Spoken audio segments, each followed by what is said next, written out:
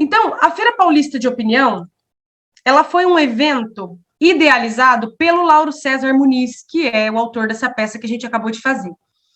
Ele tinha a ideia e ele queria reunir alguns dramaturgos a fim de construir pequenas peças cuja temática fosse os 7 pecados capitalistas. Então, ele lançou essa ideia, reuniu alguns colegas dramaturgos, entre eles o Augusto Boal, e jogou essa ideia, falou, vamos construir um espetáculo com pequenas peças de teatro, cada um de nós escreve alguma questão dentro desse tema. Porém, quando ele fez esse compartilhamento, o Boal assumiu a direção, ele falou, o Arena vai fazer, o Teatro de Arena, né, que era o grupo que o Boal dirigia. O Arena vai fazer esse espetáculo, a gente dirige. Só que aí o Boal, ele mudou um pouco. Então, o que ele fez? A ideia dele era a provocação que ele lançou para os artistas, ele convidou vários artistas, e a provocação que ele lançou para eles foi: o que pensa você do Brasil de hoje? E as respostas desses artistas deveriam ser em forma artística, e elas comporiam o espetáculo da feira. Então, aqui a gente tem, nessa foto aqui, tem o Boal, o Gilberto Gil, que tem música, escreveu uma música para a feira, tem as propagandas, né, do espetáculo da feira. Aí aqui tem foto também das representações. Essa aqui é uma foto do canto direito, é uma foto da Araci Balabanian e do Antônio Fagundes, representando uma peça do Jorge Andrade. Essa aqui do meio é a Cecília Tumin, depois ela assumiu Cecília Boal, né, esposa do Boal. Essa pintura aqui do lado esquerdo chama O Repouso do Guerreiro, foi uma pintura pintada pelo Jô Soares, não só ela, a pintura que é capa do livro da feira, peraí, também foi pintada pelo Jô Soares. Essa pintura aqui, essa capa, é a pintura do Jô Soares. É uma analogia. Aqui está escrito largue-me, deixe-me falar. E na época parece que tinha um xarope São João, se eu não me engano, que era largue, deixe-me gritar. Daí ele está fazendo uma brincadeira aí com a propaganda do xarope.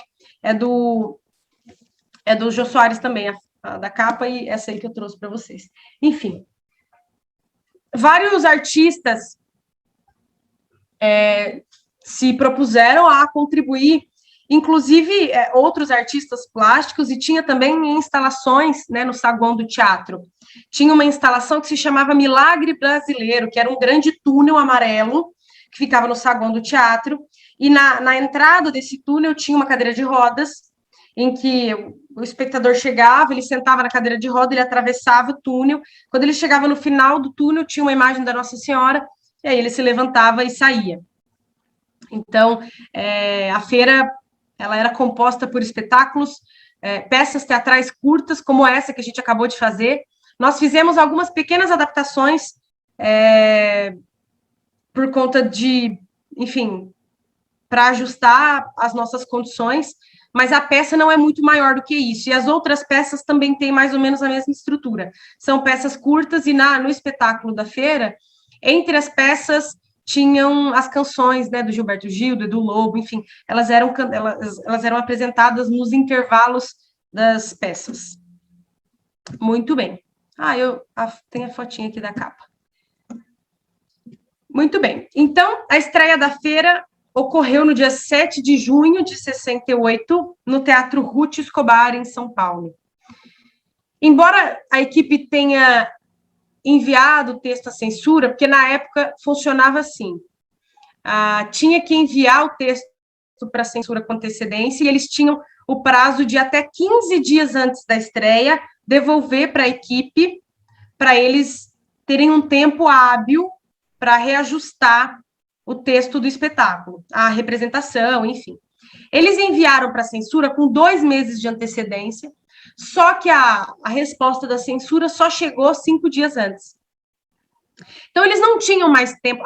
E tem um detalhe, não dá para saber exatamente quantos, porque alguns documentos falam em 71 cortes, outros documentos falam em 85. Mas o fato é que havia dezenas de cortes, e era uma mudança muito brusca que eles estavam propondo, e não havia tempo hábil para que a equipe fizesse, né, essa reorganização do espetáculo. Então, no dia da estreia, eles falaram: a gente não vai corrigir, a gente vai apresentar o texto na íntegra. Então, eles estrearam e foi considerado um ato de desobediência civil. A feira tem esse nome justamente por esse caráter de inventário geral da arte politizada. Então, a pretensão era construir um mosaico heterogêneo, atuando como uma espécie de sismógrafo.